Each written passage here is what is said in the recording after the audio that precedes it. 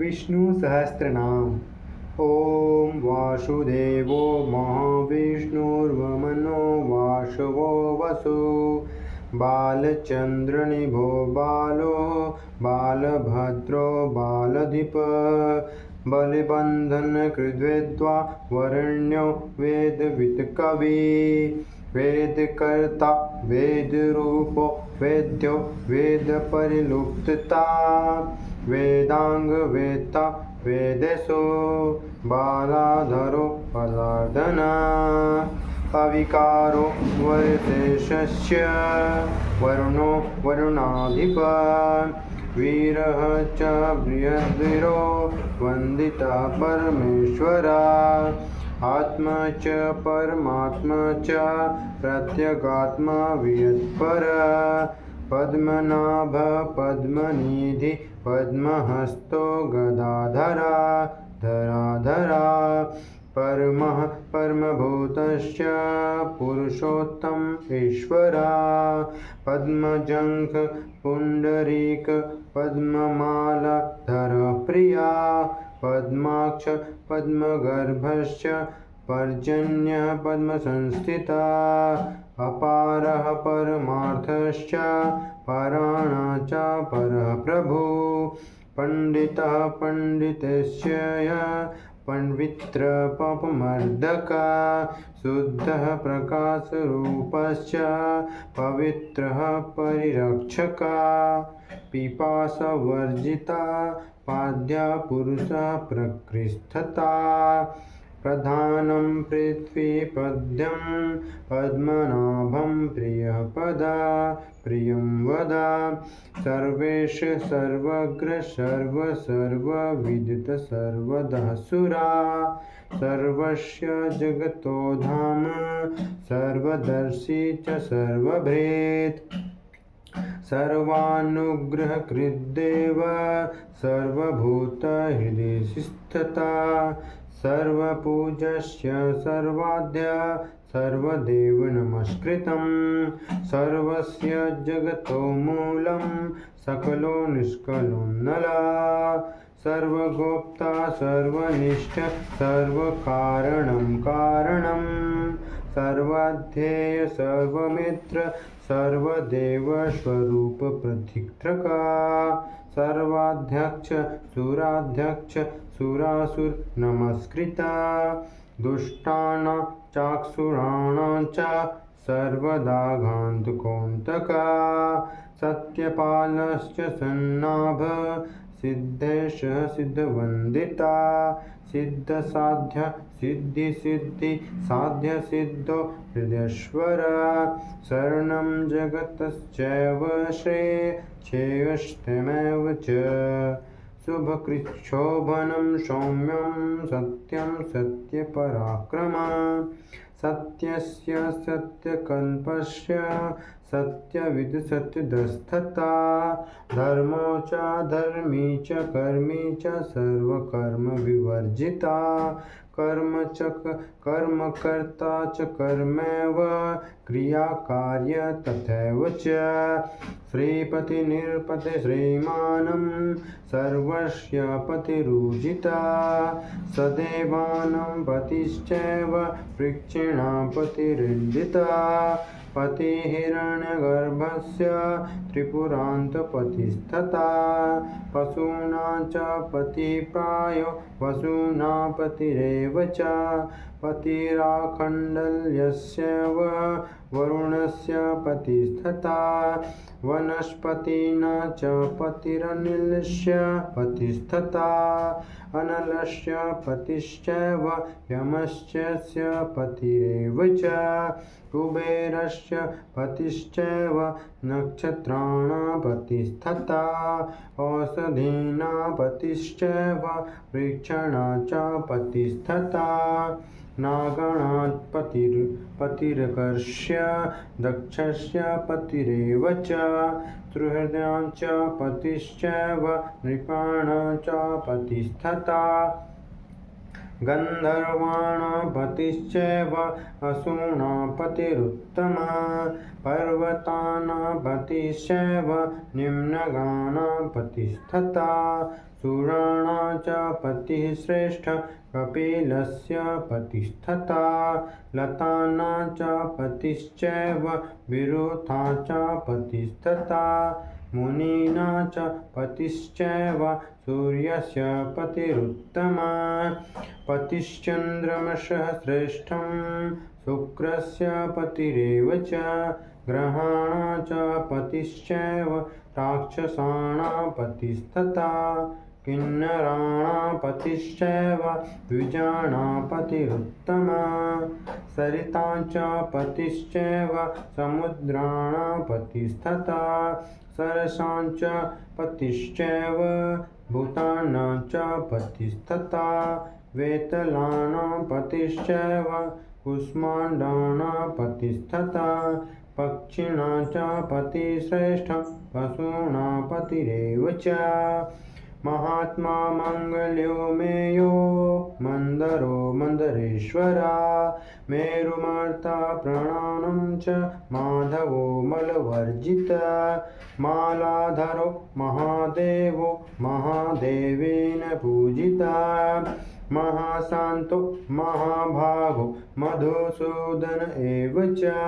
महावीर्यो महाप्राणो मार्कण्डेयर्षिवन्दिता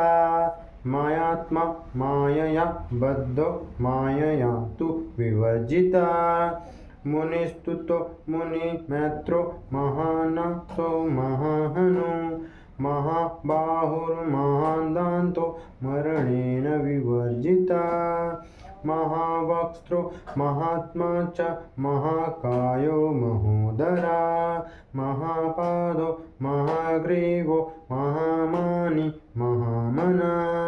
महार्गतिर्महाकीर्तिं महारूपो महाशुरा मधुश्च माधश्चैव महादेवो महेश्वरा मखेज्यो मखरूपी च माननीयो मखेश्वरा महेश्वरा महावातो महाभागो महेशोतितमानुषा मानवश्च मनुश्चैव मानवाना प्रियङ्करा मृगश्च मृगपूजश्च मृगाणां च पतिस्तथा बुद्धश्च च पतिश्चैव बृहस्पते पतिशनश्चरश्चैव राहुकेतु पतिस्तथा लक्ष्मणो लक्ष्मणश्चैव लम्बोष्ठो ललितस्तथा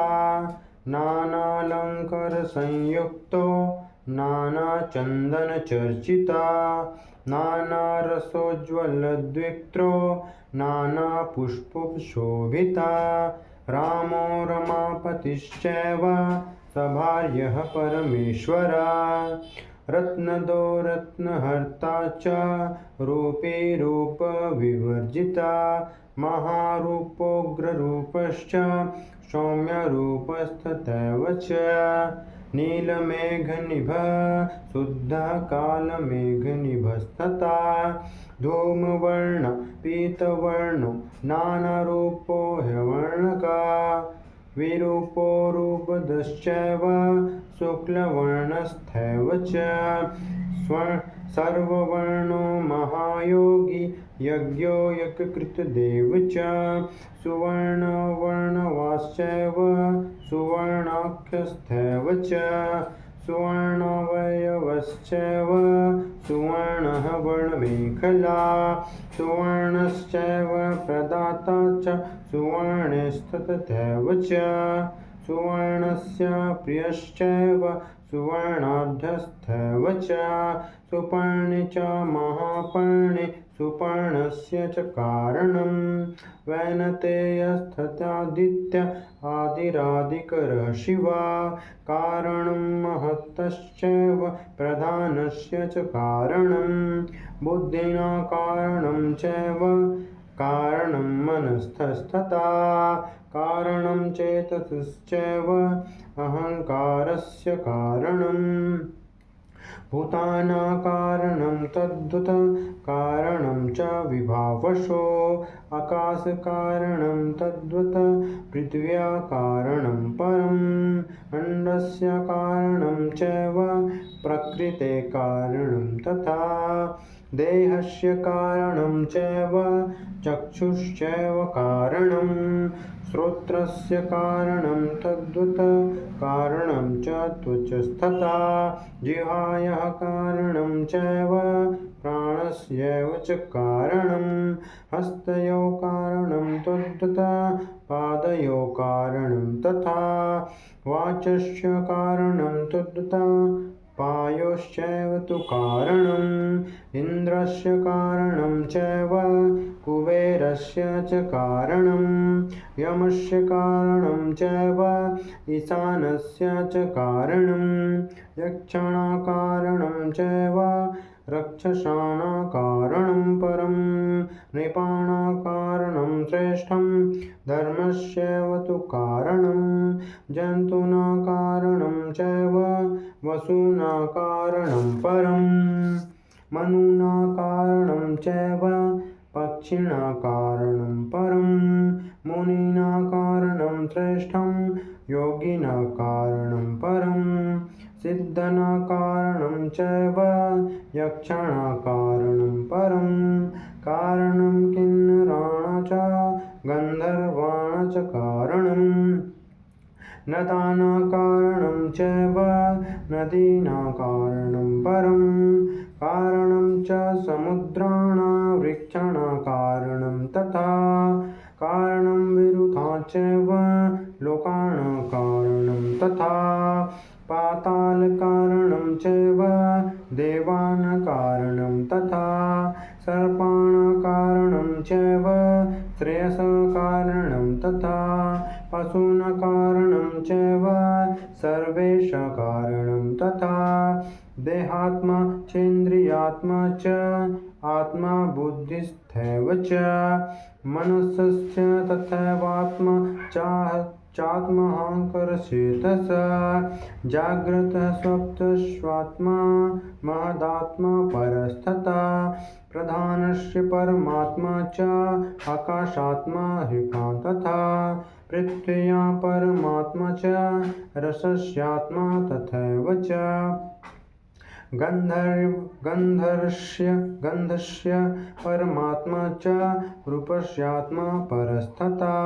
शब्दात्मा चैव वागात्मा स्पर्शात्मा पुरुषस्तथा श्रोत्रात्मा च तत्त्वगात्मा च जिह्वात्मा परमस्तथा घ्राणात्मा चैव हस्तात्मा पादात्मा परमस्तथा उपस्थस्य तथैवात्मा पायवात्मा परमस्तथा इन्द्रात्मा चैव ब्रह्मात्मा रुद्रात्मा च मनोस्तथा दक्ष प्रजापतेरात्मा सत्यात्मा परमस्तथा ईशात्मा परमात्मा च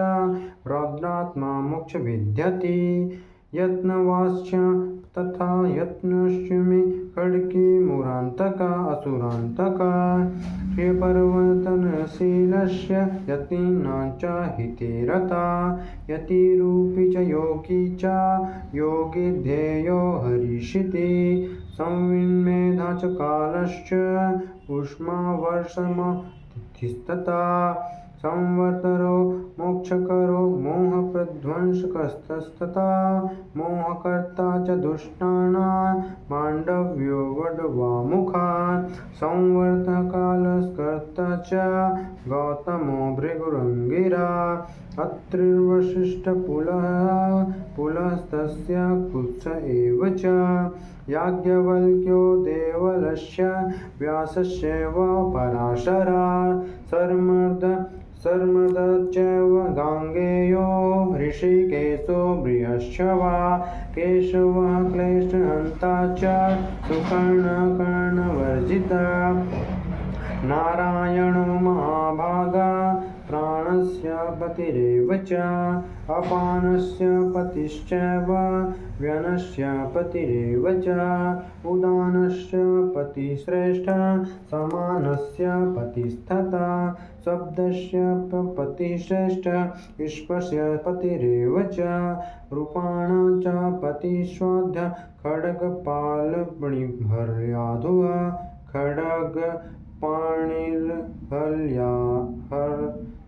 खड्गपाणिर्हलायुधः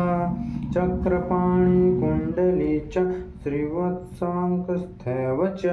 प्रकृतिकौस्तुभग्रीव पीताम्बरधरस्तथा सुमुखो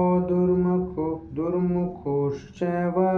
मुखेन तु विवर्जितः अनन्तरूपश्च सुखनः सुरमन्दरा शुकपोलो विभुर्जिष्णुर्भ्राजिष्णुर्चेष्टिस्तथा हिरण्यकशिपुनो हर्ता हिरण्याक्ष विमर्दका निहन्ता पूतनायाश्च भास्करान्तन विनाशन केशिनोदलनश्चैव मुष्टिकस्य विमर्दका कंसदानवभेत्ता च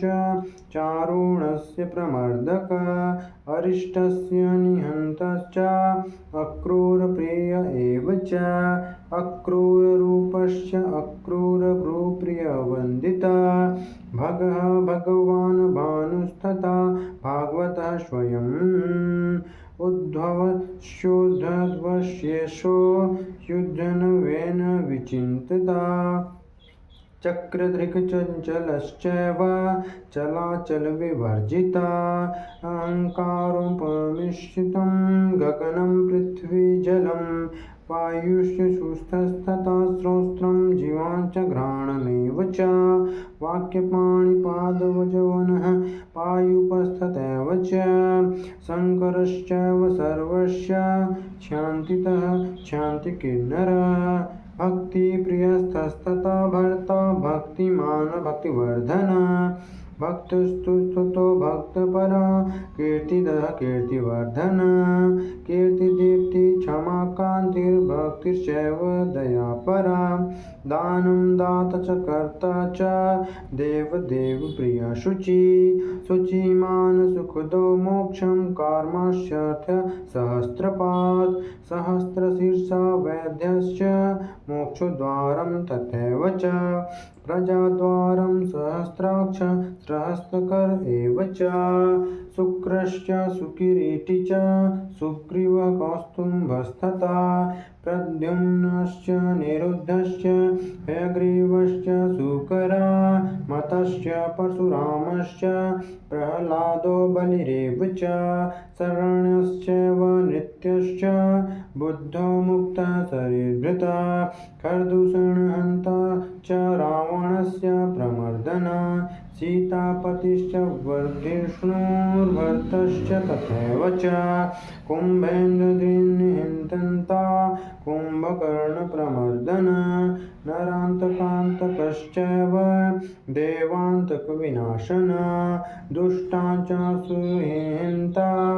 च सम्भरारिस्थैव च नरकस्य निहन्ता च त्रिशिष्यस्य विनाशन यमलार्जुनभेत्ता च तपोहितकरस्तथा वादित्रं चैव वाद्यं च बुद्धश्चैव वरप्रदा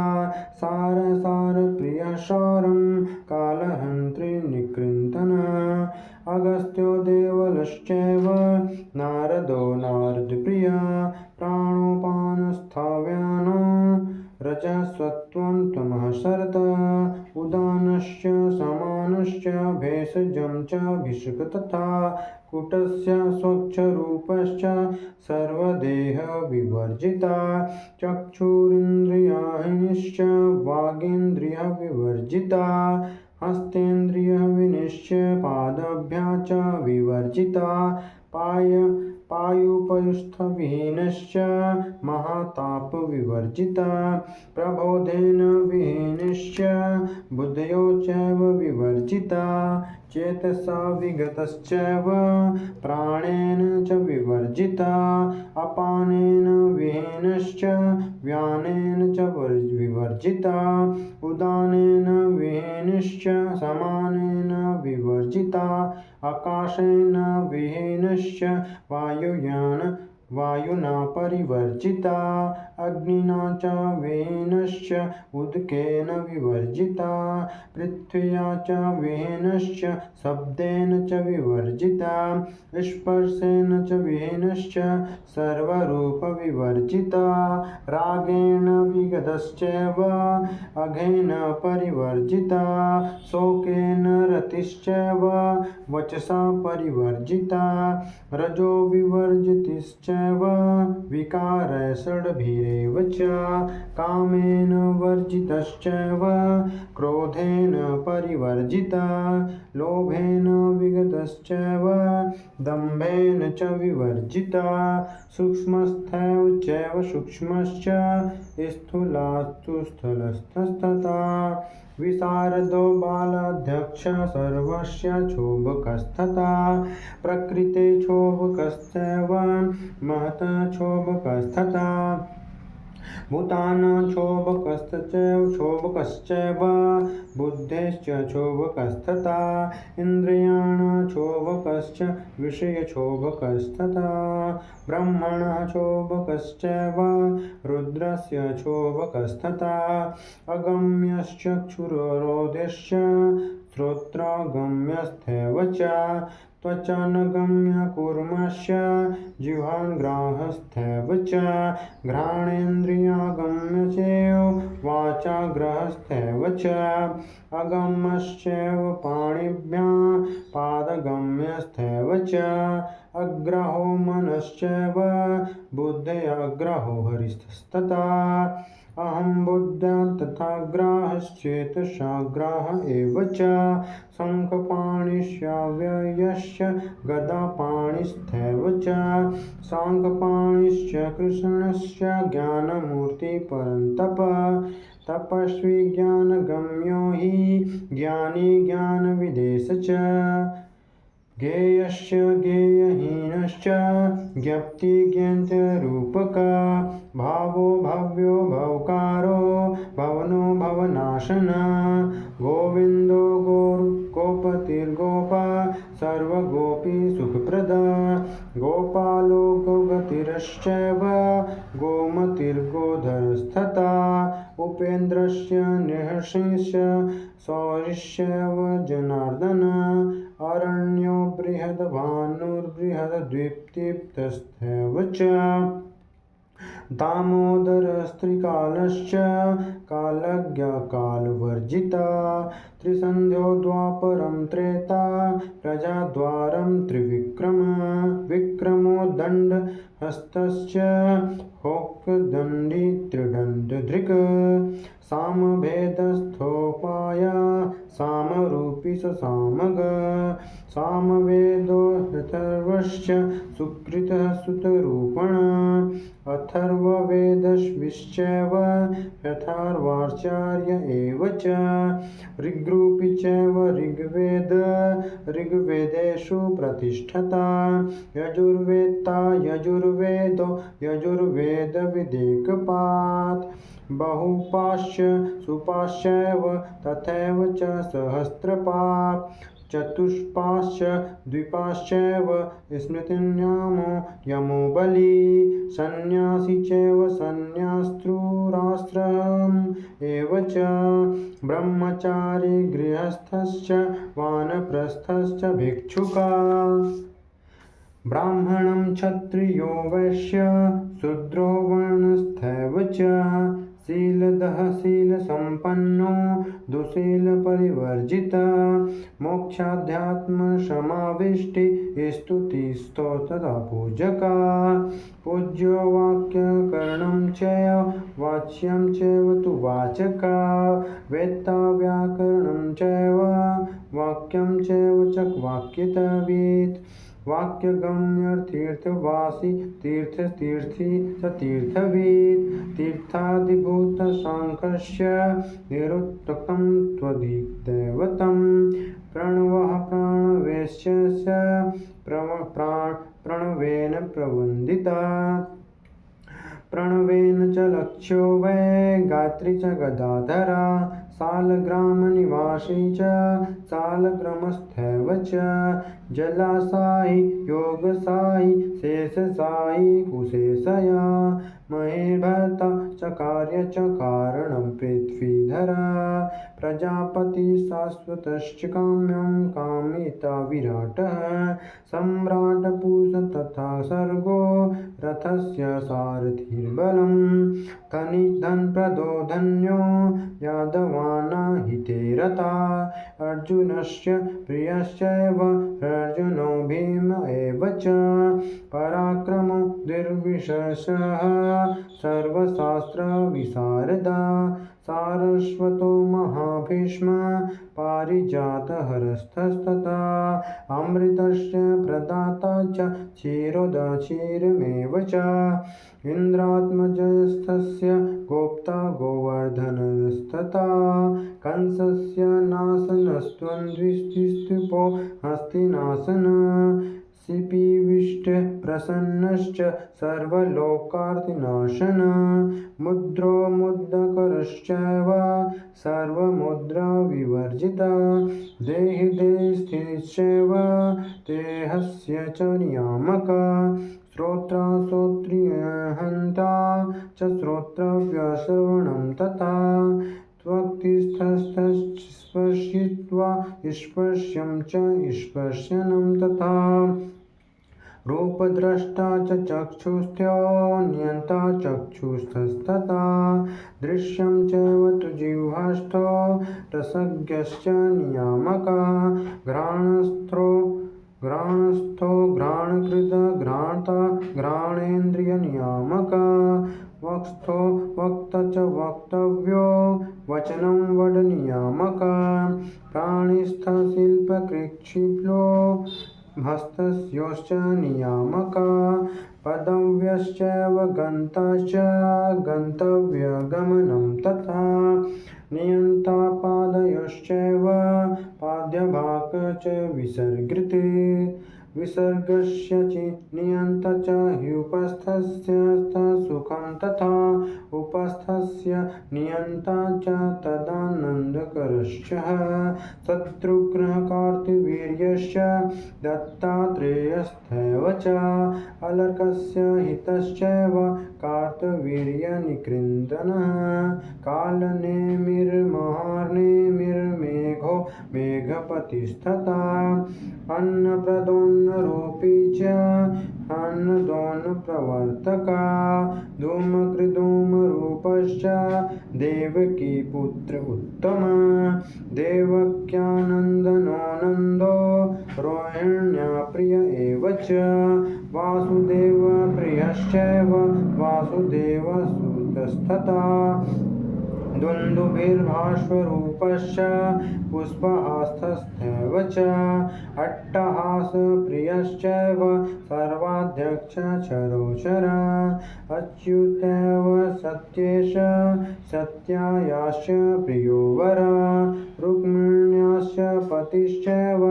रुक्मिण्या वल्लभस्तथा गोपीनावल्लभश्चैव पुण्यश्लोकविश्रुतः वृषाकर्पियर्मोगृहो मलुमकुलश्च बुद्धस्तथा राहुर्केतुर्ग्रहो गजेन्द्रमुखमेखला ग्राह्यविनतश्च ग्रामणि रक्षकस्तथा किन्नरश्चैव सिद्धश्च छन्दस्वच्छन्द एव च विश्वरूपो विशालाक्षो दैत्यसूदन एव च अनन्तरूपो भूतस्थो वेददानवसंस्थिता सुषुप्तिस्थस्थः सुषुप्तिश्च स्थानं स्थानान्त एव च जगतस्थश्चैव जागर्त स्थानं जागरितः तथा स्वप्नस्थः स्वप्नवित् स्वप्नस्थानं स्वप्नस्थैव च जाग्रत्स्वप्नसुषुप्तौ जाग्रत्स्वप्नसुषुप्तयश्च विहीनो वै चतुर्थकम् विज्ञानं विदरूपं च जीवो जीवयिता तथा भुवनाधिपतिश्चैव भुवनानानियामकः पातालवासी पातालं सर्वज्वरविनाशनं परमानन्दरूपी च धर्माण च प्रवर्तकः सुलभो दुर्लभश्चैव प्राणायामपरस्तथा प्रत्याहारोऽर्धकस्य प्रत्याहारकस्तथा प्रभाकान्तिस्तथा हीर्षि शुद्धस्फटिकसन्निभा आग्रहश्चैव गौरश्च सर्वशुचिर्भिष्टुता वष्टकारो वडिसवोष्टस्वदाश्वहारतिस्तथा भक्तानन्दयतभोक्ता बौद्धा भावगीता तथा ज्ञानात्मा चैव देहात्मा भूमा सर्वेश्वरेश्वरः नदीः नन्दी च नन्दीशो भरतस्तरुणासन चक्रपः श्रीपतिश्चैव नृपाणां चक्रवर्तिनाम् ईशश्च सर्वदेवानां द्वारकासंस्थितस्तथा पुष्करः पुष्कराध्यक्षः पुष्करद्वीप एव च भरतो जनको जन्यः सर्वकारविवर्जिता निराकारो निर्मितो निरान्तको निराश्रया इति नाम सहस्रं ते वृषभध्वजकीर्तितम् देवस्य विष्णोरिशस्य सर्वपापविनाशनं पठनं द्विजश्च विष्णुत्वं क्षत्रियो जयमाप्नुयातः वैश्यो धनं सुखो शूद्रो विष्णुर्भक्तिसमन्विता। Subscribe. Bye.